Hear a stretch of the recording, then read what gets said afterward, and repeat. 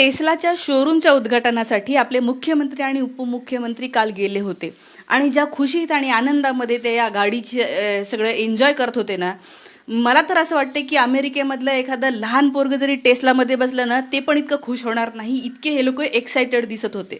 बरं, या टेस्लाने भारतामध्ये काही फॅक्टरी खोललेली नाही आहे की इथे खूप मोठा रोजगार त्यांनी निर्माण केला. एक प्रायव्हेट कंपनी आपलं कोणतं तरी दुकान खोलतं, त्याचं उद्घाटन करायला मुख्यमंत्र्यांना वेळ आहे. त्या आझाद मैदानावर रिक्षावाले आंदोलन करत आहेत, त्यांना भेटायला यांना वेळ नाही. त्या आझाद मैदानावर शिक्षक आंदोलन करतायत, त्यांना हे भेटायला गेले नाही. जनसुरक्षा विधेयकाच्या विरोधामध्ये आंदोलन चाललंय, त्यांना भेटायला हे गेलेलं नाही आहे. इतक्या प्रकारचे गोष्टी कोलॅप्स होत आहेत, रस्ते तुटत आहेत, ब्रिज तुटत आहेत, लोकांचे वेगवेगळे प्रश्न आहेत, त्यांना भेटायला, त्यांना एक शब्द बोलायला 1 मिनिटासाठी सुद्धा मुख्यमंत्री आणि उपमुख्यमंत्री जाऊ शकत नाही. मात्र एखादी प्रायव्हेट कंपनी धंदेवाईक तो एलॉन मस्क इथे येतो, दुकान काय खोलतो आणि हे लोक हा हा हा हा करत तिथे जातात.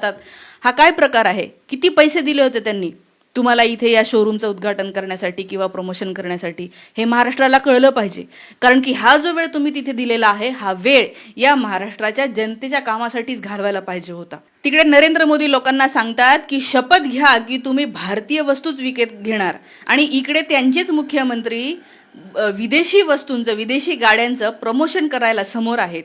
याला तुम्ही काय म्हणणार?